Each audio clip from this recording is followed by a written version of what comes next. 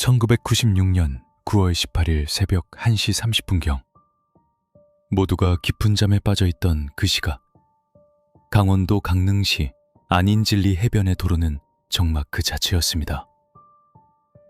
밤바다를 곁에 두고 운전대를 잡았던 한 택시기사는 평소와 다름없는 고요한 일상을 보내고 있었습니다.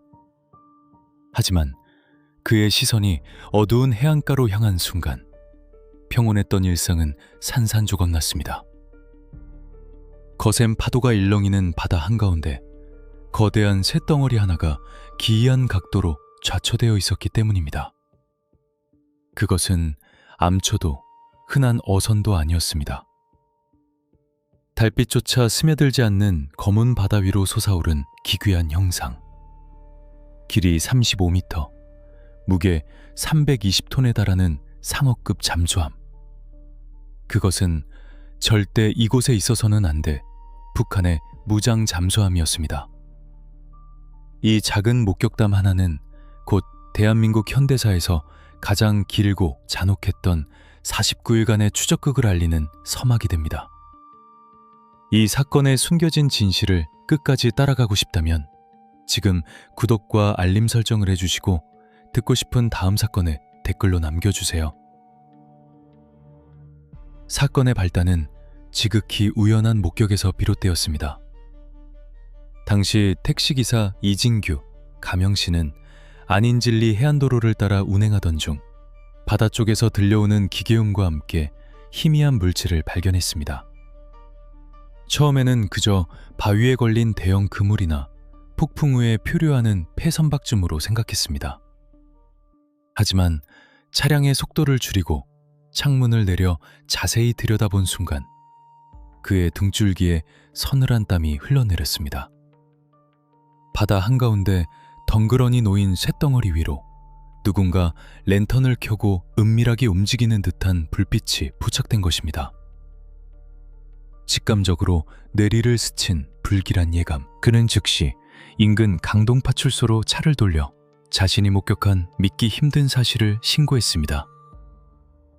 해변에 간첩선으로 보이는 정체불명의 배가 좌초되어 있습니다. 초기 수사 기록과 당시 작성된 진술조서에 따르면 최초 신고를 접수한 경찰 상황실조차 이 엄청난 보고를 단번에 믿기 어려워했습니다. 평화로운 관광지 해변에 북한의 잠수함이 나타났다는 것은 상상조차 하기 힘든 일이었기 때문입니다. 그러나 만에 하나의 가능성을 배제할 수 없었던 경찰은 즉각 현장으로 2명의 순찰대원을 출동시킵니다. 새벽 1시 45분, 안인진리 해변. 칠흑 같은 어둠 속에서 순찰차의 헤드라이트가 해안가를 비췄습니다.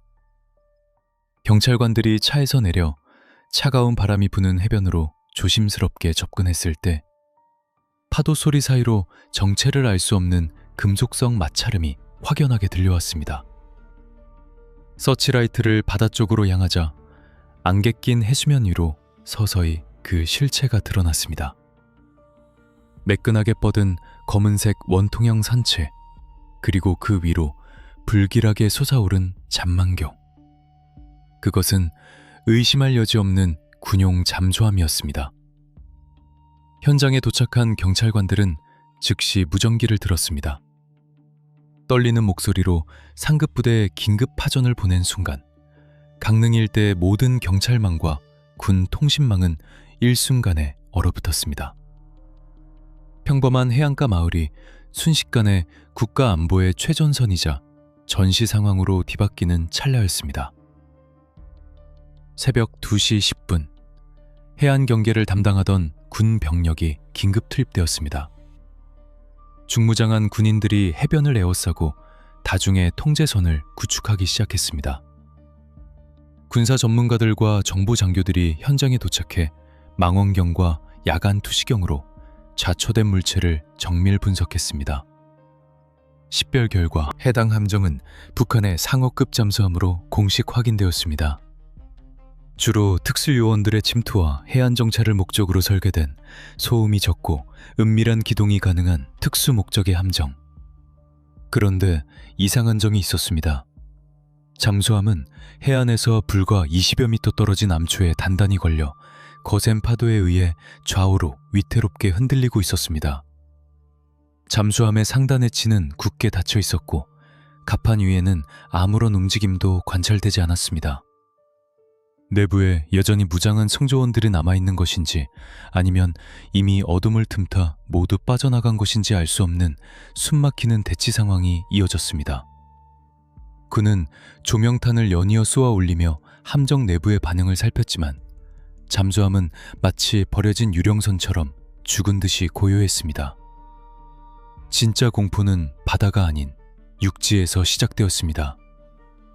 날이 희미하게 밝아오며 해안가를 수색하던 군경 합동 현장 조사팀의 눈에 결정적인 증거가 포착되었습니다.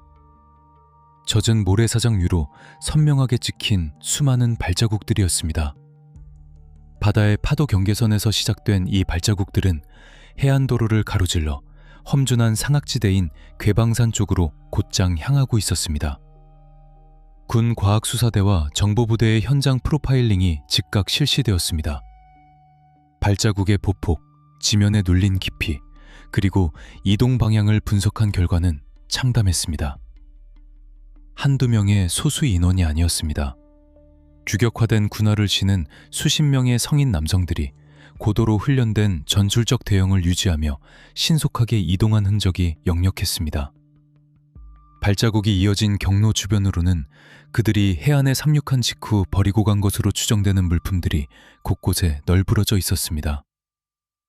북한 문자가 적힌 낡은 구명조끼, 체온을 유지하기 위해 입었다가 무거워진 탓에 벗어던진 젖은 스웨터와 피복류, 비상식량으로 챙겨온 초콜릿 껍질, 그리고 가장 치명적인 증거인 빈 탄창과 탄약 상자 일부가 발견되었습니다. 이는 단순한 표류나 사고로 떠밀려온 것이 아님을 증명하는 명백한 물증이었습니다. 그들은 살기 위해 발버둥치는 조난자가 아니라 철저하게 무장하고 훈련받은 특수 요원들이었습니다. 상황실의 공기는 무겁게 가라앉았습니다.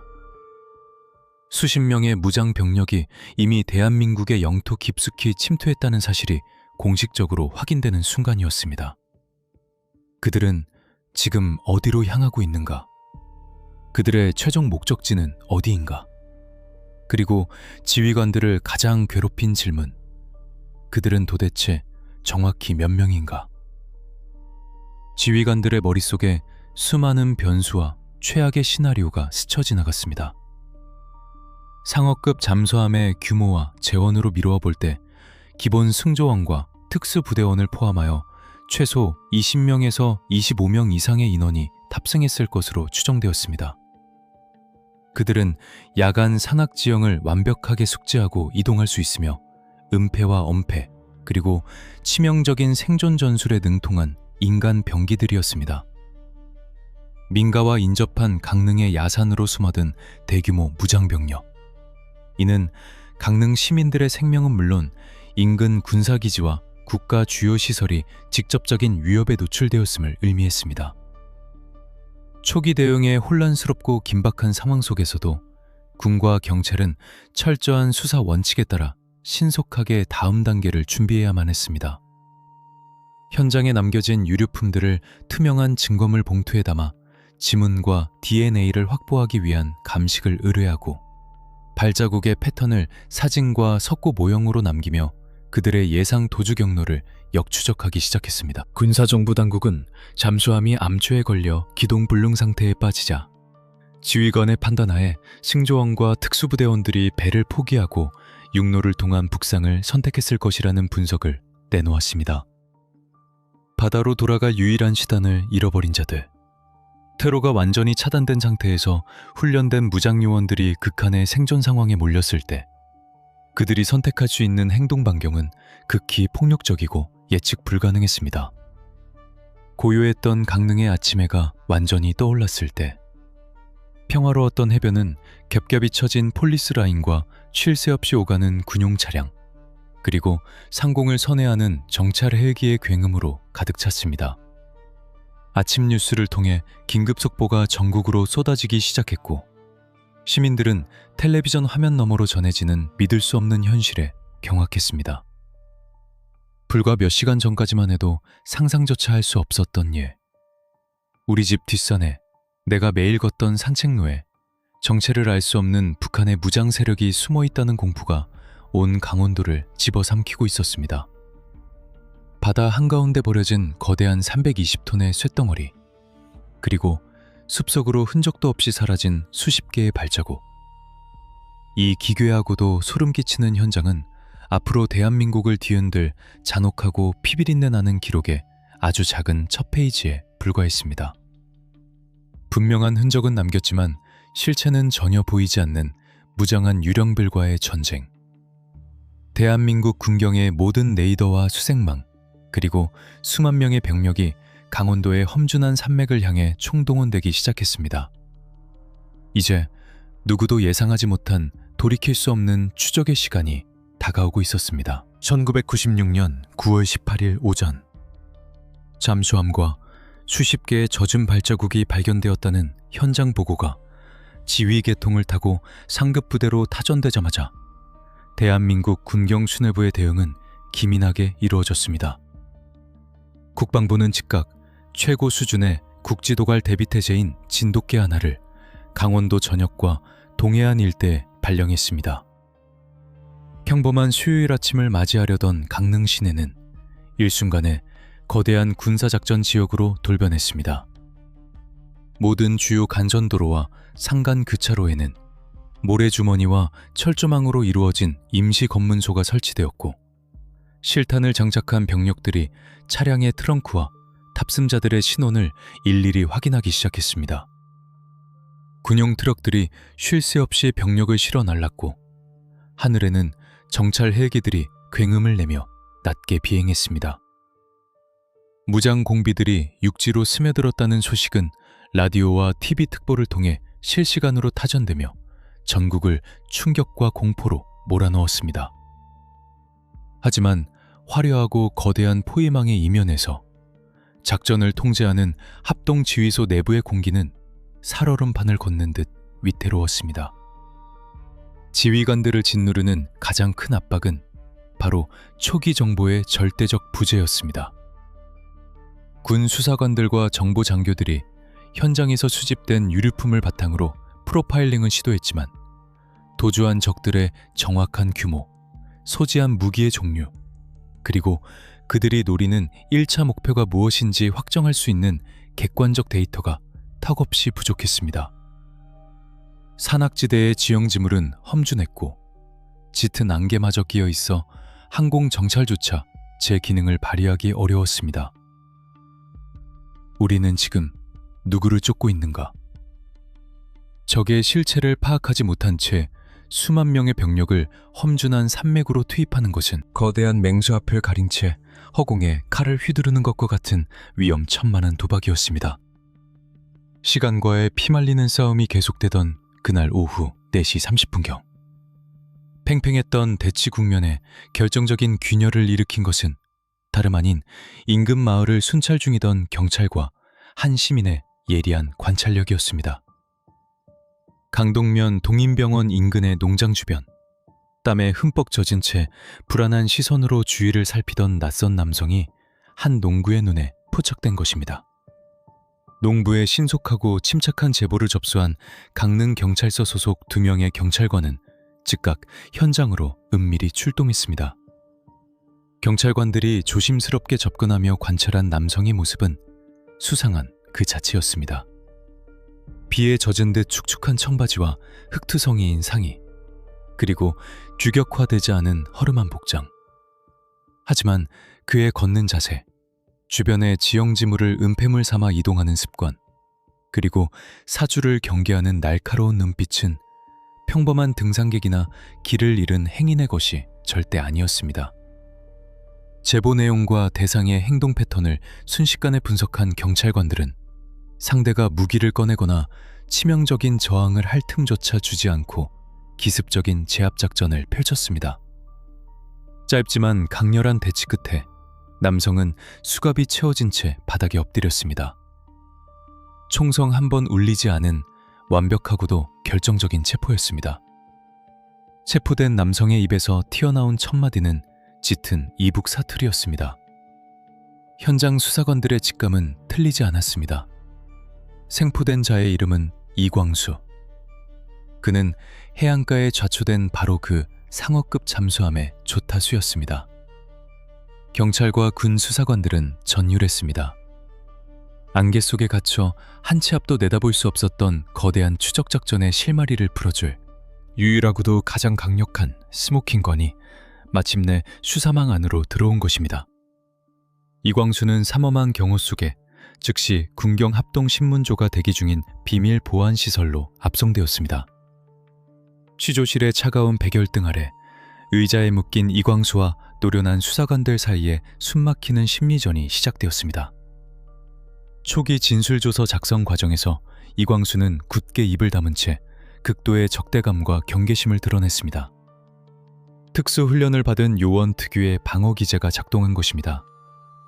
자신에게 떨어질 가혹한 처벌에 대한 공포, 그리고 동료들을 배신할 수 없다는 이데올로기적 세뇌가 그의 입을 옥죄고 있었습니다.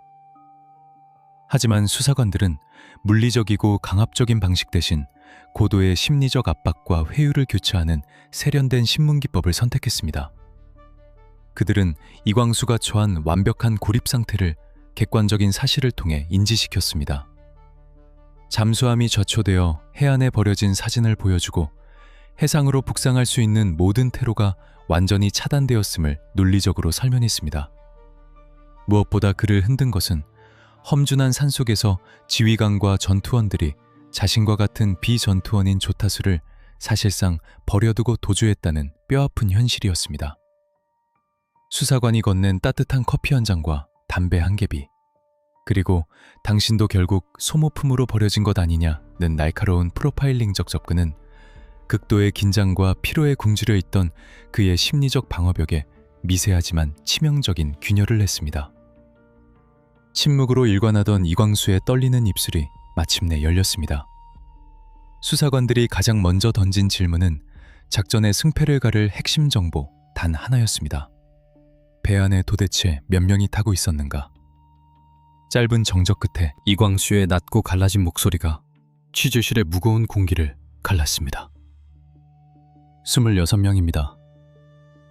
그 순간 수사관들의 손에 들려있던 펜이 일순간 멈췄고 유리창 너머에서 상황을 지켜보던 지휘부의 숨결도 멎었습니다.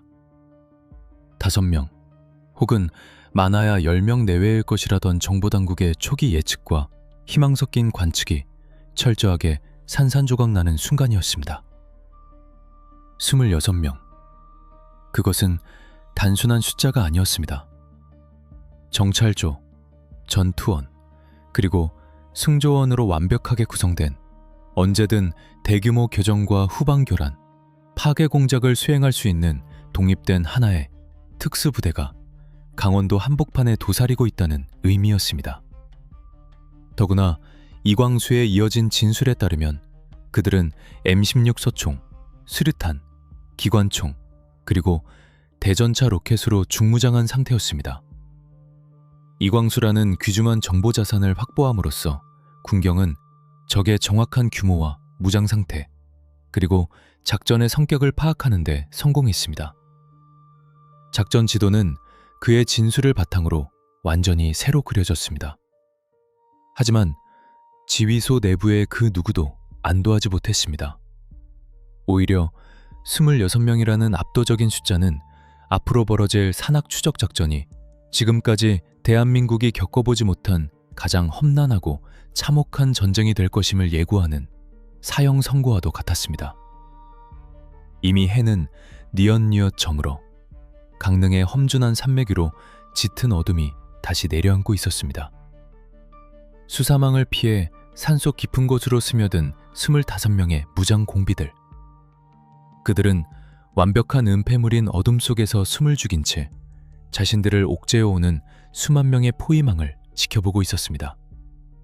그리고 그 칠흑 같은 숲속에서는 살아남기 위해 인간이 할 수 있는 가장 차갑고 잔혹한 결단이 은밀하게 준비되고 있었습니다. 수뇌부는 직감했습니다. 이 밤이 지나기 전 어둠의 장막 뒤에서 돌이킬 수 없는 무언가가 반드시 일어날 것이라는 사실을 말입니다. 체포된 조타주 이광수의 입을 통해 26명이라는 충격적인 숫자가 확인된 직후 수사당국은 즉각 그들의 침투 목적과 예상되는 다음 행동 반경을 파악하기 위한 정밀 프로파일링에 돌입했습니다.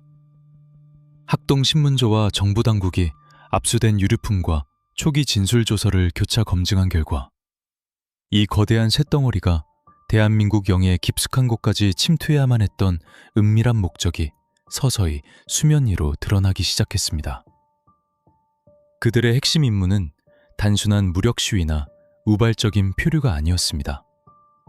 영동 지역 일대에 배치된 아군의 핵심 군사 레이더 기지와 주요 항만 시설에 대한 고도의 정찰, 그리고 정보를 수집하여 북상하는 치밀한 군사 작전이었습니다. 하지만 임무를 마치고 귀환하려던 찰나 잠수함의 기계적 결함이라는 치명적인 변수가 발생했습니다. 거센 조류를 이기지 못한 잠수함이 암초에 부딪혀 기동불능 상태에 빠지게 되자 그들은 바다라는 유일한 퇴로를 잃어버렸습니다. 지휘관의 판단 아래 함정을 버리고 육로를 통한 험난한 북상을 선택해야만 했던 무장 공비들. 작전의 실패는 곧 생존을 위한 극단적인 선택의 연속을 의미했습니다. 운명의 시계침이 빠르게 돌아가던 9월 18일 오후 4시 30분경 강릉 시내를 겹겹이 포위한 군경의 수색망이 점점 산악지대로 좁혀지던 그때 상황실의 무전망을 찢을 듯한 다급한 보고가 타전되었습니다. 짙은 안개가 잠시 거친 틈을 타 강릉 괴방산과 청악산 일대의 험준한 산맥을 샅샅이 훑고 있던 군 정찰 헬기의 조종사가 지상에서 기이한 형태의 군집을 포착한 것입니다. 청악산 8부 능선 정상 부근, 정체를 알 수 없는 다수의 형체 발견, 움직임은 관찰되지 않음. 이 짧고 건조한 무전은 이 사건의 수사 방향을 완전히 뒤바꿔 놓는 결정적인 변곡점이 되었습니다.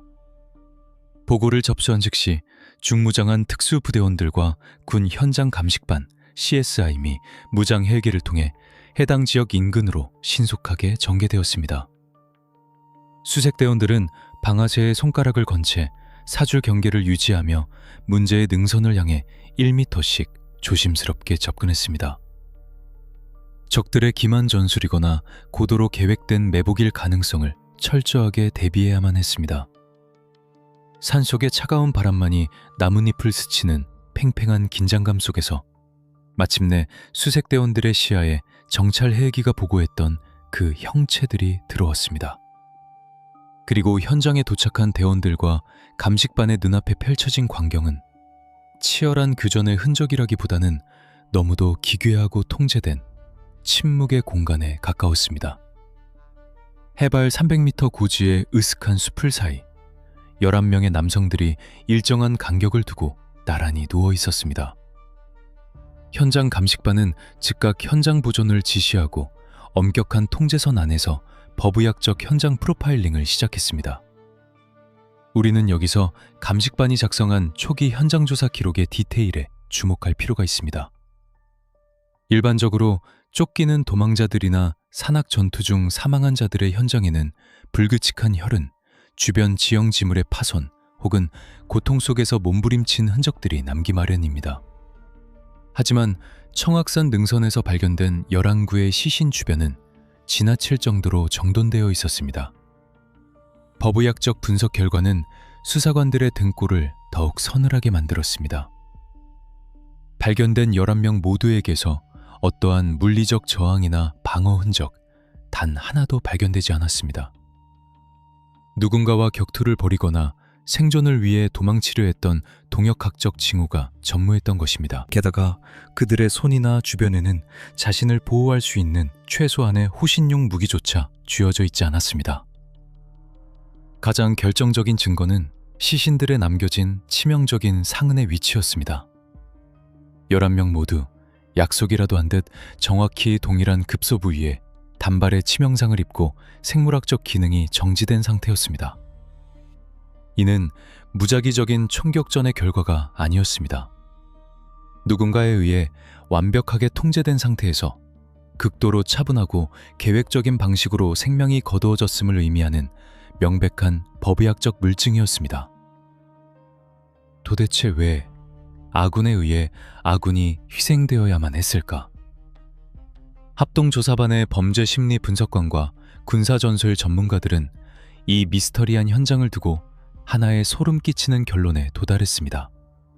그것은 바로 전술적 목적을 달성하기 위한 냉혹한 내부 숙청이었습니다. 신원 확인 결과 차가운 산속에 남겨진 11명의 정체는 잠수함의 항해사, 기관장, 통신원 등 주로 함정 운용을 담당하던 비전투 승조원들이었습니다. 이들이 육로로 도주를 시작했을 때 직면한 현실은 냉혹했습니다. 잠수함 내부에서의 작전 수행에만 특화된 승조원들은 중무장한 채 야간 산악지대를 시속 수킬로미터로 주파해야 하는 특수부대원들의 압도적인 체력과 기동력을 도저히 따라갈 수 없었습니다. 수만 명의 대한민국 국군이 포위망을 좁혀오는 절대절명의 위기 상황 속에서 기동력이 떨어지고 산악 생존 훈련을 받지 못한 11명의 비전투원들은 전투 부대원들의 도주를 지연시키는 치명적인 전술적 부담으로 전락하고 만 것입니다. 결국 잠수함 함장과 정치위원을 비롯한 지휘부는 뼈아프고도 잔혹한 결단을 내렸습니다. 소수의 정예 전투원들이라도 무사히 군사 분계선을 넘어 북한으로 귀환시키기 위해 작전에 방해가 되는 아군을 스스로 처형하는 길을 선택한 것입니다. 저항의 흔적이 없었다는 사실은 이 11명의 승조원들 역시 이데올로기적 세뇌와 절대적인 상명하복의 규율 아래 자신들의 죽음을 작전의 일부로 순순히 받아들였음을 시사합니다. 국가와 이념이라는 거대한 폭력 앞에서 개인의 생명은 철저하게 도구화되었고 가장 효율적인 도주를 위해 소모품처럼 버려졌습니다. 청악산의 고요한 능선은 냉전 시대의 극단적인 이데올로기가 인간성을 어디까지 파괴할 수 있는지를 보여주는 참혹하고도 냉혈한 역사의 증거 현장이 되었습니다.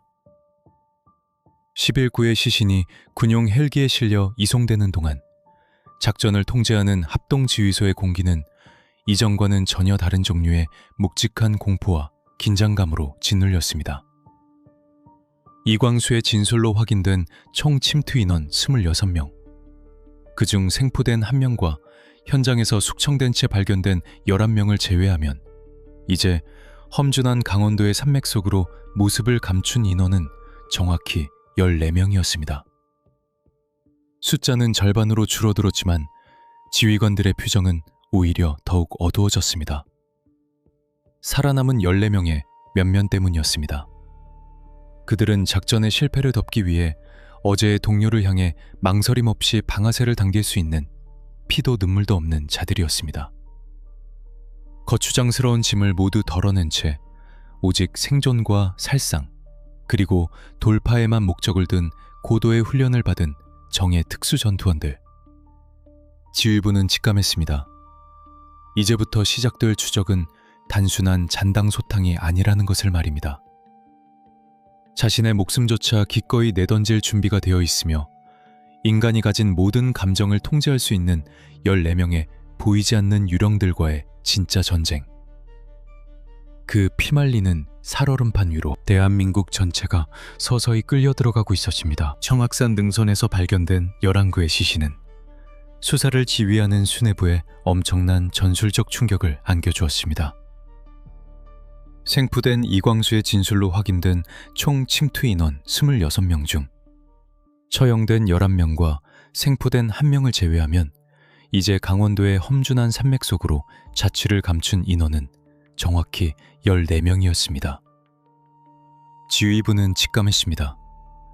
이들은 기동력이 떨어지는 비전투원이라는 무거운 짐을 스스로 도려낸 후 오직 북상과 생존이라는 단 하나의 목적만을 위해 움직이는 가장 위험한 살상병기로 돌변했다는 사실을 말입니다.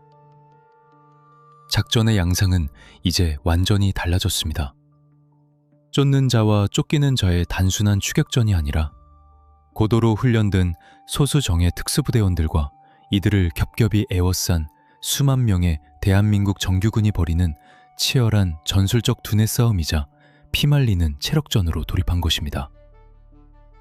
살아남은 14명의 도주 방식은 철저하게 계산된 게릴라 전술의 교본과도 같았습니다. 그들은 단일 대형으로 뭉쳐서 이동하는 것이 얼마나 큰 위험을 초래하는지 누구보다 잘 알고 있었습니다. 군사정보당국의 전술 프로파일링에 따르면 이들은 아군의 추적을 분산시키고 기동력을 극대화하기 위해 2명에서 3명씩 소규모 조로 인원을 쪼개어 은밀하게 움직이기 시작했습니다. 깎아지른 듯한 태백산맥의 험준한 지형지물은 그들에게 있어 최악의 장애물이 아니라 오히려 아군의 시선을 피하고 몸을 숨기기에 가장 완벽한 천연 요새였습니다. 수만 명의 군경이 촘촘한 다중 차단선을 구축하고 포위망을 좁혀갔지만 광활하고 험난한 산악지대에서 소규모로 흩어져 움직이는 특수 요원들을 찾아내는 것은 짙은 안개 속에서 바늘을 찾는 것 이상으로 불가능에 가까운 임무였습니다. 이들의 야간 산악 이동 능력과 생존술은 현장 지휘관들의 상상을 아득히 추월했습니다. 일반적인 성인 남성이나 정규군조차 대낮에 이동하기 버거운 급경사와 가시덤불을 그들은 칠흑 같은 어둠 속에서 오직 직감과 훈련된 감각에만 의존한 채 하룻밤에 수십 킬로미터씩 주파했습니다. 달빛조차 들지 않는 험준한 능선을 타면서도 발소리를 완벽하게 죽였고 이동 경로에 남을 수 있는 아주 작은 흔적조차 철저하게 지우며 나아갔습니다. 계곡을 건널 때는 물속의 돌만 밟아 발자국을 남기지 않았고 불가피하게 진흙을 밟아야 할 때는 나뭇가지로 흙을 덮어 원래의 상태로 위장했습니다. 부러진 나뭇가지, 눌린 풀잎 하나도 함부로 남기지 않는 완벽한 은폐와 엄폐. 뒤늦게 현장에 투입된 아군 수색대원들이 발견한 것은 기껏해야 며칠 전 머물렀던 것으로 추정되는 임시 비박지나 추적 방향을 헷갈리게 만들 목적으로 교묘하게 남겨둔 기만적인 흔적들 뿐이었습니다. 그들은 마치 강원도의 짙은 숲의 그림자 속에 완전히 녹아든 보이지 않는 유령과도 같았습니다. 하지만 이 유령들은 단순히 숨어서 도망만 치는 수동적인 존재가 아니었습니다. 도주로가 막히거나 아군의 수색망이 턱 밑까지 좁혀올 때면 그들은 쥐도 새도 모르게 지형의 이점을 선점하고 주저없이 치명적인 매복 공격을 감행했습니다. 고요하던 산속에서 돌연 날카롭게 파고드는 단발의 총성. 아군이 즉각 은폐물을 찾아 몸을 숨기고 맹렬하게 응사하며 포위망을 좁혀보지만 총성이 울린 곳으로 조심스럽게 접근해보면 이미 적은 연기처럼 사라지고 빈 탄피조차 남아있지 않았습니다. 현장에 출동한 근과학수사대와 전술 전문가들이 나무에 박힌 탄흔의 각도와 사거리를 바탕으로 정밀한 탄도 분석을 실시한 결과는 매우 위협적이었습니다. 이들은 공포에 질려 무작위로 총기를 난사한 것이 아니었습니다. 아군의 예상 이동 경로를 미리 파악하고 가장 유리한 고지를 정령한 뒤 정확한 조준 사격으로 수색대의 기동을 지연시키고 신속하게 빠져나가는 고도의 지연 전술을 구사하고 있었습니다. 이러한 산발적인 교정과 예상치 못한 기습은 작전에 투입된 아군에게 심각한 심리적, 전술적 타격을 입혔습니다. 수색 정찰에 나선 장병들은 바스락거리는 나뭇잎 소리 하나에도 신경을 곤두세워야 했고 언제 어디서 치명적인 궤적을 그리는 총알이 날아올지 모른다는 극도의 두려움 속에서 한 걸음 한 걸음을 내디뎌야 했습니다. 낮에는 헬기와 대규모 병력을 동원해 산 전체를 뒤집어 엎을 듯 수색하고 밤에는 열화상 카메라와 야간 투시경을 동원해 철통 같은 매복 작전을 펼쳤습니다. 그러나 적들은 마치 아군의 작전 지도를 위에서 내려다보고 있기라도 한 듯 감시망 사이에 미세한 틈을 비집고 유유히 북쪽을 향해 전진하고 있었습니다. 정보당국은 적들이 험준한 산악지형이 만들어내는 통신망의 사각지대와 아군 부대 간의 경계선을 역이용하여 포위망의 가장 취약한 고리를 정확히 타격하고 빠져나가는 비대칭 산악 게릴라 전술의 극치를 보여주고 있다고 분석했습니다. 합동지휘소의 분위기는 날이 갈수록 무겁고 차갑게 가라앉았습니다. 작전을 총괄하는 수뇌부의 어깨를 짓누르는 여론의 압박감과 지휘의 무게는 상상을 초월했습니다. 수만 명의 병력, 수백 대의 장갑차와 정찰 헬기가 동원된 압도적인 화력 앞에서도 단 14명의 적을 신속하게 제압하지 못하고 있다는 사실은 뼈아픈 자존심의 상처이자 끔찍한 현실이었습니다. 지휘관들은 대형 작전 지도를 펼쳐놓고 매일 밤 뜬 눈으로 밤을 새우며 새로운 차단선을 그리고 또 그렸지만 날이 밝으면 그 붉은 선들은 적들의 교묘한 우회 전술에 의해 무용지물이 되기 일쑤였습니다. 우리는 지금 실체가 없는 그림자와 싸우고 있다. 현장을 통제하던 한 지휘관의 묵직한 탄식처럼 군경은 자신들의 영토 안에서 자신들이 가장 잘한다고 믿었던 산천에서 눈에 보이지 않는 적들에게 철저하게 농락당하고 있다는 깊은 자괴감과 무력감에 시달려야 했습니다. 추적작전이 일주일을 넘어 장기화되면서 험난한 지형에 투입된 장병들의 피로도 역시 위험한 한계치에 다다르고 있었습니다. 무거운 완전 군장을 메고 가파른 산길을 끝없이 오르내리며 수면 부족과 극도의 긴장감, 그리고 언제 적과 마주칠지 모른다는 공포와 싸워야 하는 이중고. 반면 쫓기는 자들은 극심한 굶주림과 차가운 가을밤의 추위라는 극한의 조건 속에서도 초인적인 이데올로기적 세뇌와 생존 본능으로 아군의 거대한 수색망을 번번이 돌파해내고 있었습니다. 이 숨막히는 숲속의 숨바꼭질은 단순한 군사 소탕 작전을 넘어 양측 모두의 육체적, 정신적 한계를 밑바닥까지 시험하는 처절한 사투로 변모해가고 있었습니다. 14명의 유령들은 보이지 않는 발걸음으로 점차 비무장지대 향해 거리를 좁혀가고 있었고, 대한민국 군경은 이들의 발목을 낚아채기 위해 모든 정보 자산과 전술적 역량을 쥐어짜내야만 했습니다. 끝이 보이지 않는 칠흑 같은 어둠 속 소리 없는 전쟁은 점차 가장 파괴적이고 위험한 국면을 향해 치닫고 있었습니다. 1996년 10월 달력은 완연한 가을을 가리키며 산과 들을 붉게 물들이고 있었지만 강원도 전역의 시간은 거대한 쇳덩어리가 해안가의 모습을 드러냈던 9월 18일 그날 새벽에 차갑게 멈춰 있었습니다. 대대적인 소탕 작전이 일주일을 넘어 2주, 3주차로 접어들며 기약 없이 장기화되자 도민들의 평화로웠던 일성은 서서히 그러나 철저하게 붕괴되기 시작했습니다. 해가 지면 일체의 통행이 엄격하게 금지되는 야간 통행 금지령이 지역 전체에 발령되었고, 텅 빈 시내의 도로는 오직 무장한 군용 차량의 헤드라이트와 수색 대원들의 무거운 군화 발소리만이 채웠습니다. 1년의 결실인 수확기를 앞둔 농민들은 누렇게 익어가는 들판을 눈앞에 두고도 군이 설정한 절대 출입 통제선 밖으로 단 한 발짝도 나갈 수 없었습니다.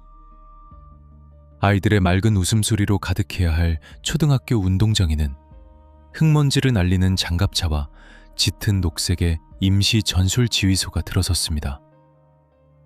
언제 어디서 정체를 알 수 없는 무장한 적과 맞닥뜨릴지 모른다는 보이지 않는 짙은 공포. 그것은 단순한 심리적 불안감을 넘어 사람들의 일상적인 숨통을 조이는 거대한 사회적 압박으로 강원도라는 지역 사회 전체를 무겁게 짓누르고 있었습니다. 사건을 추적하는 합동수사본부의 범죄심리 분석관들과 전술 전문가들은 상황판의 작전 지도를 내려다보며 사태가 점차 가장 위험하고 예측 불가능한 국면으로 접어들고 있음을 직감했습니다. 도주로가 사방으로 차단된 채 험준한 산악지대에 완전히 고립된 무장 공비들. 그들은 이미 인간이 견딜 수 있는 생물학적 한계치를 매일같이 시험받고 있었습니다. 초기 작전 단계에서 그들이 아군과의 불필요한 교전을 철저히 피하고 오직 은밀한 북상에만 모든 역량을 집중했다면 극심한 가을밤의 살인적인 추위와 보유한 식량의 완전한 고갈이라는 절대적인 생존의 위기 앞에서는 그들의 행동 패턴이 극단적으로 달라질 수밖에 없기 때문입니다.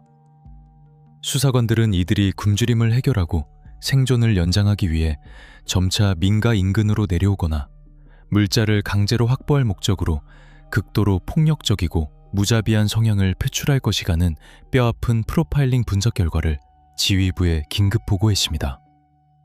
그리고 전문가들이 우려했던 불길한 예측은 안타깝게도 너무나 빨리 가장 비극적인 형태의 현실이 되어 우리 눈앞에 나타났습니다.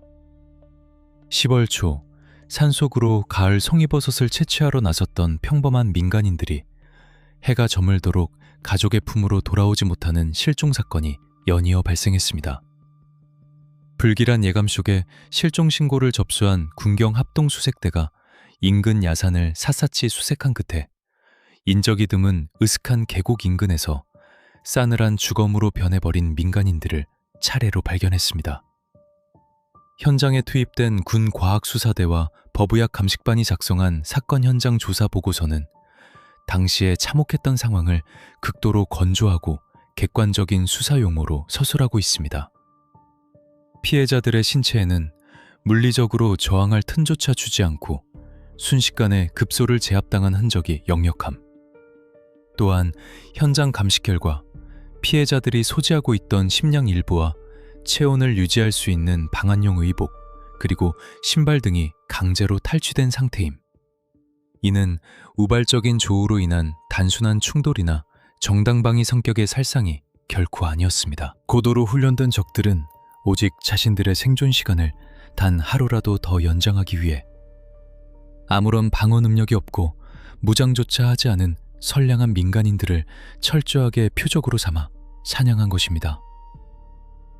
복잡한 산해 지형에 익숙한 현지 주민들이 아군의 정보망 역할을 할 수 있다는 군사 전술적 우려, 그리고 당장 줄임배를 채울 약간의 식량과 체온을 유지할 옷가지가 절실하다는 짐승 같은 생존 본능이 결합된 참혹한 결과였습니다.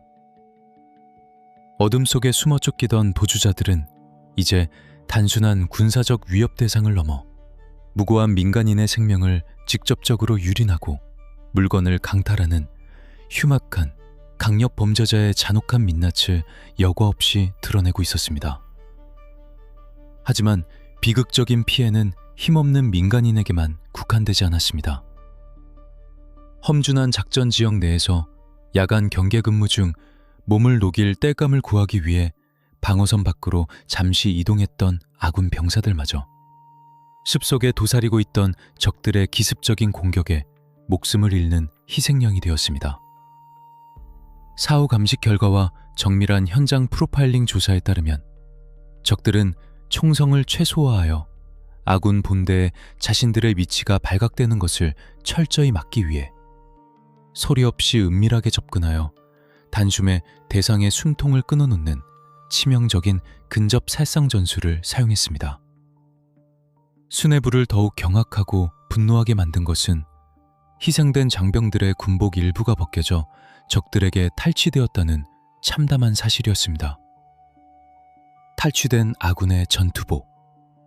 이는 적들이 대한민국 정규군으로 완벽하게 위장하여 아군 수색망에 치명적인 혼선을 유도하거나 삼엄한 검문소를 기만하여 유유히 통과하려는 고도의 전술적 변장 작전을 시도하고 있다는 명백한 물증이었습니다. 나와 똑같은 군복을 입은 적이 짙은 안개 속에서 아군의 등 뒤에 서 있을지도 모른다는 극도의 불신과 공포가 현장 수색대원들의 심리를 거침없이 뒤흔들며 사기를 떨어뜨리기 시작했습니다. 연이어 들려오는 무고한 민간인과 비전투 병력의 참혹한 피해 소식은 그동안 숨을 죽인 채 텔레비전 속 작전의 경과를 지켜보던 전국을 걷잡을 수 없는 거대한 충격과 분노로 몰아넣었습니다. 매일 아침 배달되는 조간신문의 일면과 저녁 프라임타임 뉴스 프로그램의 헤드라인은 군의 안일한 대응과 작전 통제의 허술함을 매섭게 질타하는 기사들로 도배되었습니다. 언론은 연일 나해선 비판의 목소리를 높이며 수뇌부를 압박했습니다. 수만 명의 정규군과 첨단 군사 장비가 강원도에 동원되었음에도 불구하고 왜 우리 국민의 소중한 생명 하나 제대로 지켜내지 못하는가? 밤낮으로 산 전체를 이잡듯이 뒤지고 있다면서 어째서 힘없는 민간인이 버섯을 캐러 갈 때까지 군의 출입 풍제선은 허망하게 뚫려 있었는가? 여론의 분노 어린 압박은 마치 둑이 터진 거센 폭류처럼 합동지휘소와 정부 수뇌부를 향해 매섭게 쏟아졌습니다. 국방부의 일일 언론 브리핑룸에서는 매일같이 기자들의 날카로운 질문들이 빗발쳤고 군 대변인들은 국민적 질타 앞에서 굳은 표정으로 진땀을 빼야만 했습니다.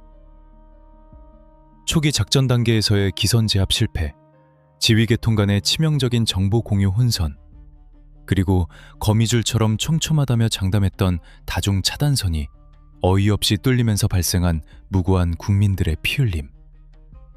시민들은 이제 국가라는 시스템이 위기 상황에서 과연 자신들의 생명과 안전을 확실하게 보호해줄 수 있는지에 대한 근본적인 의구심을 품기 시작했습니다. 처음에 막연했던 두려움은 점차 분노로 변해갔고 그 분노는 다시 통제할 수 없는 짙은 사회적 불신으로 번져가며 군 작전 자체의 정당성과 동력마저 심각하게 위협하고 있었습니다. 밤이 깊어질수록 수뇌부 지휘관들이 모인 합동지휘소 막사 내부에는 숨막히는 묵직한 침묵만이 흘렀습니다. 벽면을 가득 채운 대형 전황판에 붉은색 핀으로 꽂힌 아군과 민간인의 피해 표식들이 마치 그들의 전술적 무능을 조롱하듯 선명하고도 아프게 빛나고 있었습니다. 압도적인 화력 지원과 수만 명의 병력 우위라는 서류상의 수치적인 지표는 눈에 보이지 않는 공포와 여론의 싸늘한 비판 앞에서는 아무런 실질적인 위안이 되지 못했습니다. 추적해야 할 적은 이제 겨우 10여 명 남짓. 하지만 그들은 강원도의 험준한 산맥을 거대한 방패로 삼아 그리고 두려움에 떠는 민간인들의 희생을 잔혹한 징검다리로 삼아 아군의 포위망을 철저하게 농락하며 점차 북쪽 군사 분계선을 향해 거리를 좁혀가고 있었습니다. 군 수뇌부는 살을 깎아내는 듯한 뼈아픈 결단을 내려야만 했습니다. 바닥으로 추락해버린 국민의 신뢰를 다시 되찾고 이 끔찍하고 잔혹한 피해 연쇄고리를 완전히 끊어내기 위해서는 수치에만 의존하던 기존의 안일한 수색 방식을 원점에서부터 철저하게 뒤엎고 새로운 전술적 궤도 수정이 절실하게 요구되는 운명의 시간이 다가오고 있었습니다. 강원도의 험준한 산맥 속에서 피말리는 추격전이 계속되고 무고한 민간인들의 참혹한 희생이 연이어 발생하던 그 시각, 사건의 진상을 낱낱이 파헤치는 군경합동조사위원회와 군사안보 전문가들의 차가운 시선은 다시 이 모든 비극이 시작된 출발점, 바로 강릉 안인 진리의 어두운 밤바다로 향하고 있었습니다. 수만 명의 정규군이 투입된 거대한 소탕작전에 끔찍하고도 처참한 결과표를 마주한 상황에서 군 수뇌부와 정부 당국은 매우 뼈아프고도 근본적인 질문에 직면해야만 했습니다. 길이 35m, 무게 320톤에 달하는 거대한 북한의 잠수함이 어떻게 삼면이 바다로 둘러싸인 대한민국의 영해를 유유히 뚫고 들어와 민가와 인접한 해안가 암초에 버젓이 상륙할 수 있었는가? 세계 최고 수준의 병력 밀집도를 자랑한다는 동해안의 철통 같은 해안 경계망과 수백억 원을 호가하는 최첨단 레이더 기지들은 그날 밤 도대체 무엇을 하고 있었단 말인가? 사건의 내면을 들여다보는 강도 높은 내사와 압수수색 과정은 쫓기는 무장 공비들의 총구보다 훨씬 더 서늘하고 창담한 대한민국 안보 시스템의 치명적인 균열들을 여과 없이 들추어내기 시작했습니다. 시간의 바늘을 잠수함이 좌초된 최초 사건 발생 직전인 9월 17일 늦은 밤으로 되돌려 보겠습니다. 합동조사위원회가 전격적인 압수수색을 통해 확보한 해당 지역 해안 레이더 기지의 당시 근무일지와 해상 항적 기록 데이터는 지켜보는 이들의 두 눈을 의심케 할 만큼 충격적인 사실을 담고 있었습니다.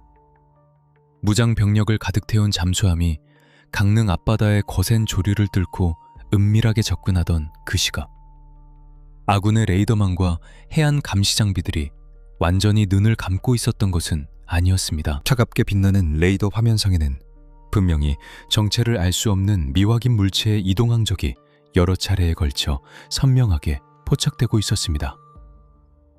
기계는 차갑고 정확하게, 그리고 끈질기게 침입자의 존재를 경고하고 있었습니다. 하지만 이 치명적인 위디 신호를 분석하고 즉각적인 대응을 지시해야 할 인간의 판단 과정에서 돌이킬 수 없는 끔찍한 오류가 발생하고 말았습니다. 강도 높은 진술조서 작성과 자체 감찰 조사 결과 당시 레이더 화면을 주시하던 근무자들과 상황실의 책임자들은 이 기계의 미확인 신호를 단순한 장비 노이즈나 자연 현상으로 가볍게 치부해버린 것으로 드러났습니다. 파도에 반사된 허위 신호일 것이다. 바다 위를 지나는 거대한 철새떼의 이동이거나 부피가 큰 해상 부유물일 것이다. 이 안일한 가정과 자의적인 해석은 보안 규정에 따른 즉각적인 상급부대 보고나 해상 초계기 긴급 출동이라는 필수적인 매뉴얼을 완전히 마비시켜버렸습니다. 오랜 시간 이어진 평시 상태의 나른함. 설마 오늘 내가 근무를 서는 이 평범한 밤에 적이 쳐들어오겠는가? 라는 지극히 주관적이고 위험한 심리적 관성이 빚어낸 전형적인 인적 오류. 고도로 훈련된 적들은 바로 이 느슨해진 경계심의 사각지대를 정확하고도 치명적으로 파고들었고, 천문학적인 국방 예산이 투입된 최첨단 조기경보 시스템은 결국 그 시스템을 운영하는 인간의 오만함과 매너리즘 앞에서 한낱 무용지물인 고철 덩어리로 전락하고 말았던 것입니다. 절망적인 붕괴는 첨단 장비를 다루는 레이더 기지 내부의 문제로만 국한되지 않았습니다. 바다와 맞닿은 최전선에서 물리적인 해안 경계를 담당하던 보병 초소들의 복무 기강 역시 심각한 수준으로 무너져 내린 상태였습니다. 사건 이후 실시된 대대적인 현장 검증에 따르면 당시 해안선을 따라 촘촘하게 배치되어 있던 아군의 경계 초소들 중 상당수가 규정된 야간 순찰 시간을 제대로 지키지 않거나 근무자가 초소를 무단으로 이탈하는 등 경계작전의 기본 수칙조차 지켜지지 않았던 정황이 낱낱이 드러났습니다. 심지어 잠수함이 거센 파도에 밀려 암초에 부딪히며 거친 금속성 파열음을 내며 좌초되고 무장한 수십 명의 특수요원들이 해변으로 상륙해 모래사장에 선명한 발자국을 남기며 산속으로 스며드는 그 길고 긴박했던 시간 동안에도 해당 구역을 담당하던 초병들은 이 거대한 안보적 위협을 전혀 인지하지 못한 채 침묵하고 있었습니다. 막대한 예산을 들여 겹겹이 쌓아 올린 해안 철조망과 어둠을 가르는 탕조등은 그저 서류상의 방어력을 입증하기 위한 형식적인 장식품에 불과했고, 적들은 아무런 물리적 저항이나 경고 사격조차 받지 않은 채 대한민국의 안방문을 열고 유유히 걸어 들어온 셈이었습니다. 시스템의 붕괴를 보여주는 가장 뼈아픈 대목은 바로 지휘계통의 먹통이었습니다. 평범한 택시기사 이진규 가명씨의 예리한 관찰력에 의해 좌초된 잠수함이 최초로 신고된 이후 군경의 복잡한 보고 체계를 타고 올라가는 정보의 전달 속도와 초기 대응 과정은 처참할 정도로 느리고 혼란스러웠습니다. 관할 경찰서에 접수된 신고 내용이 군 당국의 사망실로 전파되고 현장에 투입된 군 간부들이 잠수함의 실체를 육안으로 확인한 뒤 최종적으로 최고 수준의 국지도발 대비 태세인 진돗개 하나가 발령되기까지는 도저히 납득할 수 없는 기나긴 골든타임이 속절없이 흘러가 버렸습니다. 각 부처 간의 관할권을 따지고 상급자의 지시를 기다리며 관료주의적인 보고서 작성을 위해 귀중한 시간을 허비하는 사이 26명의 무장 공비들은 이미 해안가를 벗어나 아군의 초기 추적이 사실상 불가능한 험준한 산악지대 깊숙한 곳으로 은신할 수 있는 완벽한 시간을 벌어버렸습니다. 만약 시민의 신고가 접수된 직후 경찰과 군의 기동 타격대가 즉각적으로 해안 테러를 완벽하게 봉쇄하고 신속한 초기 포위망을 구축하는 결단력을 보여주었더라면 49일이라는 기나긴 피해 산악 추격전과 무고한 도민들의 희생은 미연에 방지할 수도 있었을 것이라는 뼈아픈 아쉬움이 짙게 남는 대목입니다. 우리는 이 차갑고 냉정한 내사 기록을 들여다보며 국가 안보라는 거대한 건축물이 얼마나 사소하고 작은 나사못 하나의 결함으로 인해 순식간에 무너져 내릴 수 있는지를 서늘하게 목격하게 됩니다. 서류상에 완벽한 도표로 그려진 작전 지휘 체계와 매뉴얼, 그리고 세계 최고를 자랑하는 첨단 장비의 스펙은 그것을 실제하는 현실의 방어벽으로 만들어낼 조직 내부의 팽팽한 긴장감과 엄격한 규율이 뒷받침되지 않는다면 한낱 종이 쪼가리에 불과합니다. 레이더 모니터 앞에서의 피곤한 눈비빔 한 번, 초소를 지키는 초병의 짧은 졸음, 그리고 관료주의에 젖은 지휘관의 안일한 판단 지연. 이 미세한 균열들이 하나둘씩 모여 만들어낸 거대한 안보의 공백. 그 대가는 너무나도 참혹하고 끔찍했습니다. 경계의 실패와 시스템의 오류가 방치된 청구서는 결국 차가운 산속에서 두려움에 떨며 뜬 눈으로 밤을 지새워야 했던 강원도 도민들의 피눈물과 영문도 모른 채 송이버섯을 캐러 갔다가 목숨을 잃어야 했던 무고한 민간인들, 그리고 자신들의 책임을 다하기 위해 험준한 능선을 오르다 젊은 나이에 피 흘리며 전사한 국군 장병들의 소중한 생명으로 잔혹하게 지불되어야만 했습니다. 평범한 시민의 맨눈이 수백억 원짜리 방어 시스템보다 정확했다는 이 비극적인 아이러니. 완벽해 보였던 국가 방어망의 민낯이 철저하게 발가벗겨진 이 순간, 군 수뇌부는 분노하는 여론 앞에서 자신들의 치명적인 과오를 뼈저리게 반성할 수밖에 없었습니다. 이제 그들에게 남은 유일한 속죄의 길은 더 이상의 억울한 희생을 막기 위해 숲속에 도사린 마지막 적들의 숨통을 완벽하게 끊어내는 것뿐이었습니다. 추위와 굶주림에 쫓겨 극한으로 내몰린 유령들과 그들을 잡기 위해 도끼가 오를 대로 오른 수만 명의 추격자들.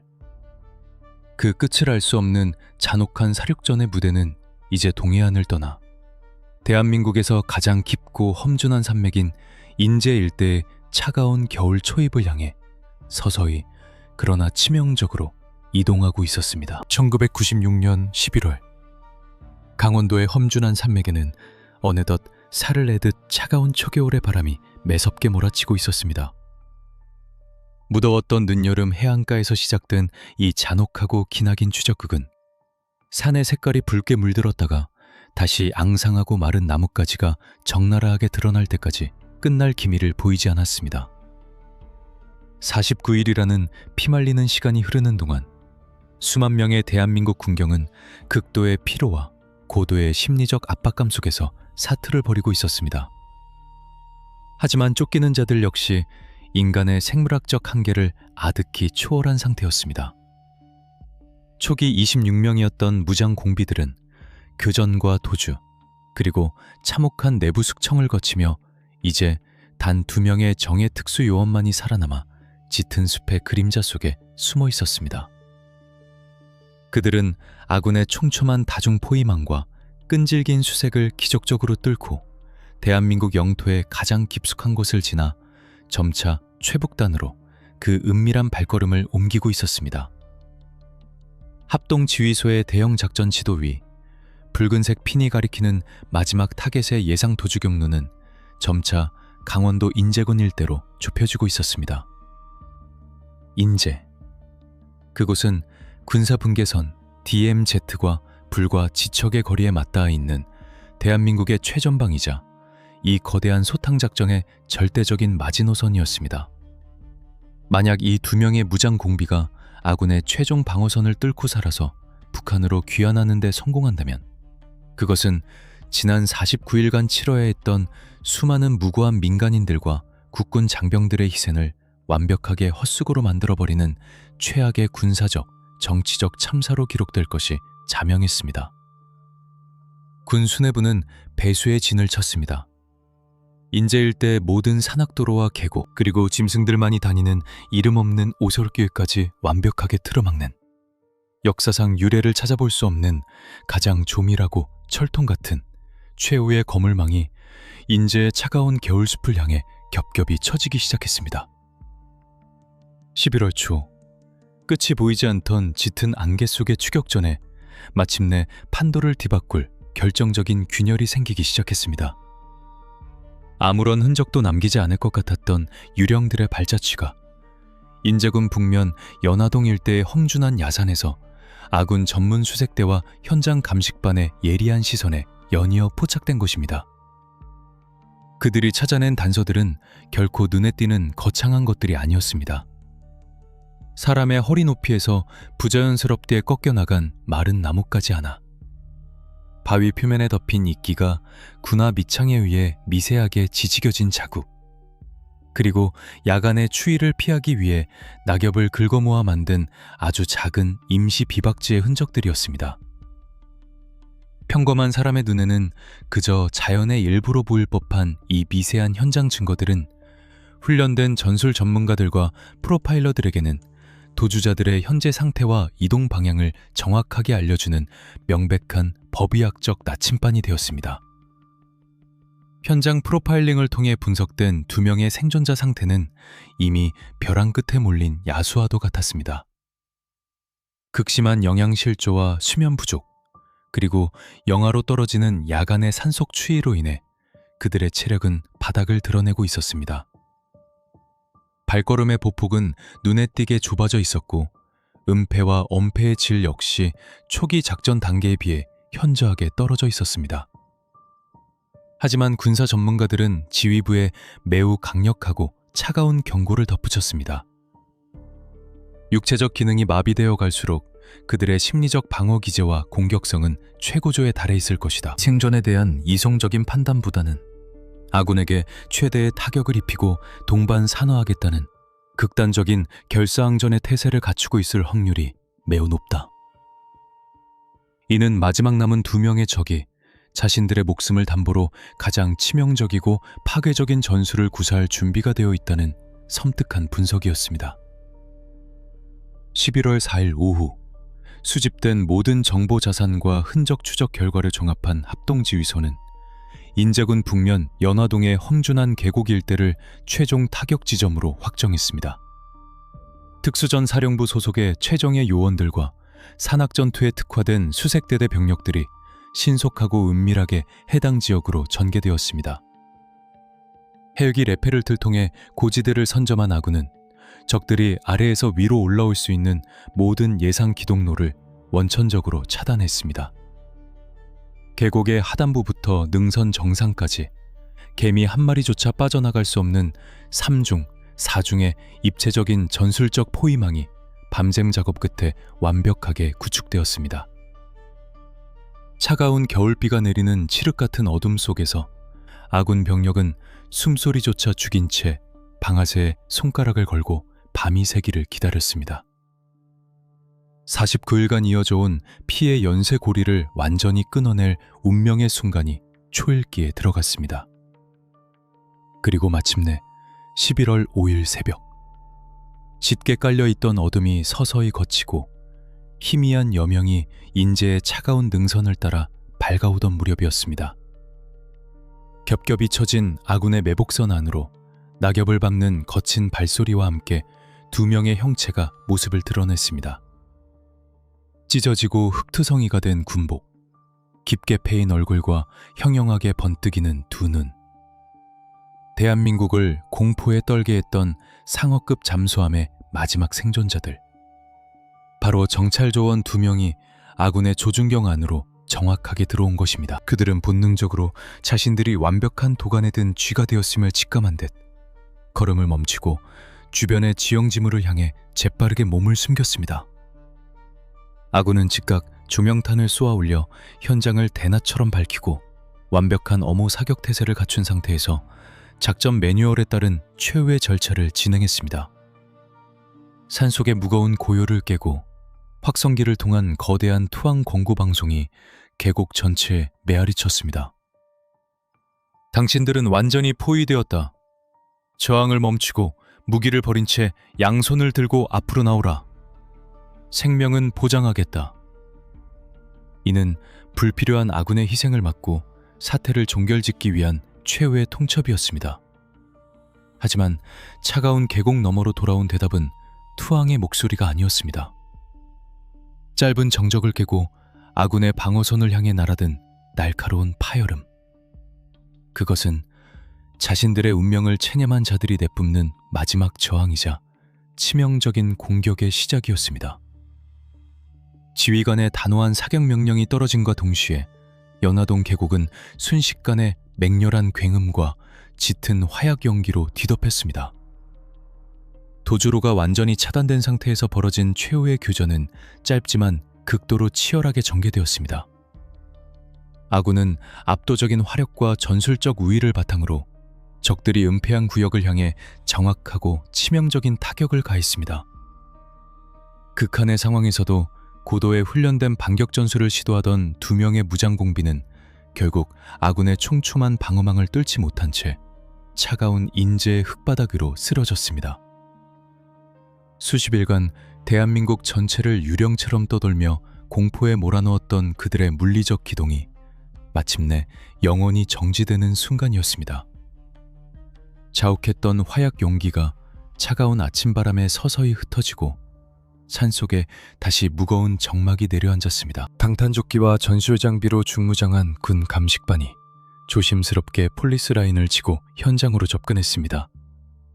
쓰러진 2명의 신원과 무장 상태, 그리고 생물학적 기능 정지를 공식적으로 확인한 현장 지휘관은 떨리는 손으로 무전기를 들고 합동 지휘소를 향해 짧고도 묵직한 보고를 타전했습니다. 상황 종료. 최후의 2인. 전술적 제압 완료. 1996년 9월 18일 강릉 앞바다에서 시작되어 11월 5일 인제의 깊은 산속에서 막을 내리기까지 장장 49일간 이어졌던 참혹하고도 숨막히는 추격전이 공식적으로 마침표를 찍는 순간이었습니다. 하지만 작전에 투입된 그 어떤 장병도 섣불리 환호성을 지르지 못했습니다. 붉게 물든 인제의 아침 햇살 아래 드러난 최후의 현장은 승리의 영광보다는 이 잔혹한 소탕작전이 남긴 너무나도 깊고 아픈 상처들을 묵묵히 증명하고 있었기 때문입니다. 국가의 안보 시스템이 뚫린 대가는 상상을 초월할 만큼 참혹했고 49일이라는 시간 동안 흘려야 했던 수많은 사람들의 피와 눈물은 그 어떤 것으로도 보상받을 수 없는 뼈아픈 역사의 흉터로 남게 되었습니다. 이제 대한민국은 이 길고 끔찍했던 악몽의 파편들을 수습하고 서늘한 진실의 거울 앞에 서서 스스로에게 묵직한 질문을 던져야 할 엄숙한 심판의 시간만을 남겨두고 있었습니다. 1996년 11월 5일 인제 연화동의 험준한 계곡에서 뿜어져 나온 마지막 화약 연기가 차가운 초겨울 바람에 완전히 흩어지며 대한민국 전체를 짙은 공포와 혼란으로 몰아넣었던 49일간의 잔혹한 산악 추적극은 마침내 공식적인 마침표를 찍었습니다. 군경합동수사본부와 국방부가 발표한 최종 작전 결과 보고서에 기록된 수치들은 이 사건이 단순한 국지적 도발을 넘어 국가 전체의 안보 역량을 밑바닥까지 시험한 거대한 재난이었음을 객관적으로 증명하고 있습니다. 작전 기간 동안 투입된 군과 경찰, 그리고 예비군의 누적 인원은 무려 150만 명에 달했습니다. 이는 단일 대간첩 작전으로는 대한민국 건국 이래 최대 규모였습니다. 하지만 수만 장의 서류와 화려한 전술 지표들 사이에서 가장 뼈아프게 빛나는 것은 결코 숫자로 환산할 수 없는 소중한 생명들의 안타까운 희생이었습니다. 무장 공비들의 총탄에 목숨을 잃은 11명의 국군 장병과 1명의 경찰관, 작전 중 전사한 1명의 예비군, 그리고 아무런 영문도 모른 채 차가운 숲속에서 끔찍한 비극을 맞이해야 했던 4명의 무고한 민간인들. 총 17명의 전사자와 희생자, 그리고 27명의 부상자라는 참담한 결과표는 국가가 초기 안보망의 치명적인 오류를 방치했을 때 치러야 하는 대가가 얼마나 잔혹하고 피비린내 나는 것인지를 여과 없이 보여주었습니다. 침투했던 북한의 특수요원 26명의 운명 역시 비극적인 냉저전의 파편으로 남았습니다. 해안가에서 생포된 조타수 이광수 단 한 명을 제외하고 청악산 능선에서 지휘부에 의해 냉혹하게 내부 숙청된 11명과 49일간의 추적 과정에서 아군과의 교전 끝에 제압된 13명을 포함해 총 24명이 차가운 남쪽의 산속에서 목숨을 잃었습니다. 나머지 한 명은 아군의 촘촘한 포위망 속에서 끝내 행방이 묘연해졌으나 군사 전문가들과 수사당국은 그가 치명상을 입고 산속 깊은 곳에서 사망했거나 극적으로 군사 분계선을 넘었을 극소수의 가능성만을 남겨둔 채 작전을 종결지었습니다. 극한의 이데올로기적 세뇌 아래 스스로를 소모품으로 전락시키며 산화한 그들의 시신은 인간성을 상실한 맹목적인 적개심이 얼마나 허망한 결말을 맞이하는지를 보여주는 법의학적 증거로 남았습니다. 이 참혹한 49일의 기록은 한반도를 넘어 국제사회에도 거대한 외교적 파장을 불러일으켰습니다. 완벽하게 노획된 상어급 잠수함과 생포된 승조원이라는 너무도 명백하고 부인할 수 없는 움직일 수 없는 물증 앞에서 북한 당국은 그동안 유지해오던 억지 주장과 오리발 내밀기를 포기해야만 했습니다. 결국 사건 발생 3개월 만인 1996년 12월 말 북한은 평양 방송과 판문점 채널을 통해 강릉 앞바다에서 발생한 잠수함 사건으로 인해 빚어진 비극적 인명피해에 대해 깊은 유감을 표명한다는 남북 분단 역사상 전례를 찾아보기 힘든 이례적이고 공식적인 사과 성명을 발표하기에 이릅니다. 이는 국제사회의 거센 비난을 모면하고 자신들이 벌였던 공작원들의 유해를 돌려받기 위한 치밀하게 계산된 외교적 굴복이었습니다. 이듬해 차가운 금속 상자에 담긴 24구의 유해는 판문점을 통해 북으로 송환되었고 총성 없는 전쟁은 그렇게 차가운 외교 서류상의 도장과 함께 서류상으로 마무리되었습니다. 하지만 진정한 전쟁과 뼈를 깎는 성찰은 대한민국 내부에서 이제 막 시작되고 있었습니다. 사건의 전모가 완전히 밝혀진 직후 국방부와 합동참모본부는 국민들의 거센 분노와 질타 앞에서 엎드려 사죄해야 했습니다. 레이더 화면의 이상 징후를 무시했던 안일함, 뻥 뚫려버린 해안 경계망, 그리고 신속하지 못했던 초기 지휘 계통의 혼선까지.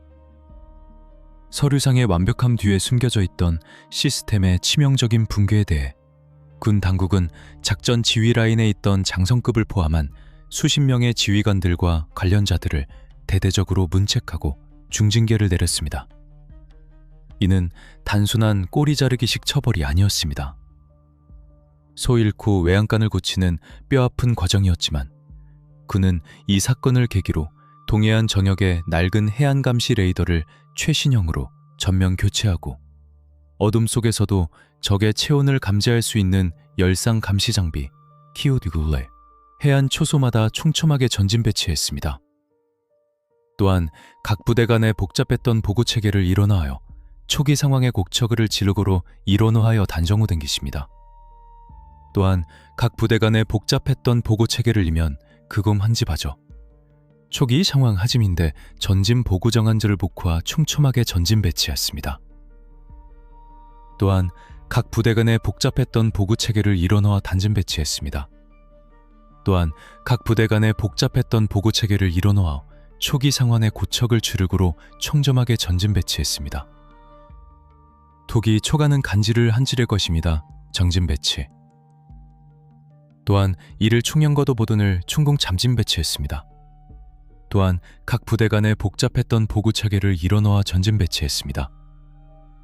이들을 보게감이 없이 그러져 마십니다. 적은 증정층이 미쳐 벽지 추구무단 이릉연도 기원 치명시 그대로 덕선은 기중운도를 증언 장곡 있습니다. 증정 다결친양고든 부채어 정문 치비로 주른 것입니다. 여 이론은 박앞에 적어 모치를만 침정가 또한 구개간이 잡죠. 이론은 중형 경계간 병량가죠. 그리고 지금은 짐정 시해안을 싣고와 정여왕점에다. 적도 1억을 채워만을 동진배 고집이다 이러는 심정가죠. 주기성한 복명옥에 비룡되고 죽입니다. 이를 지기만은 복잡했던 보구체계를 일어넣어 전진 배치했습니다.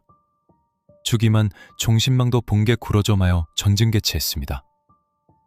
여 차정 첨월적은 종해동 알씨입니다.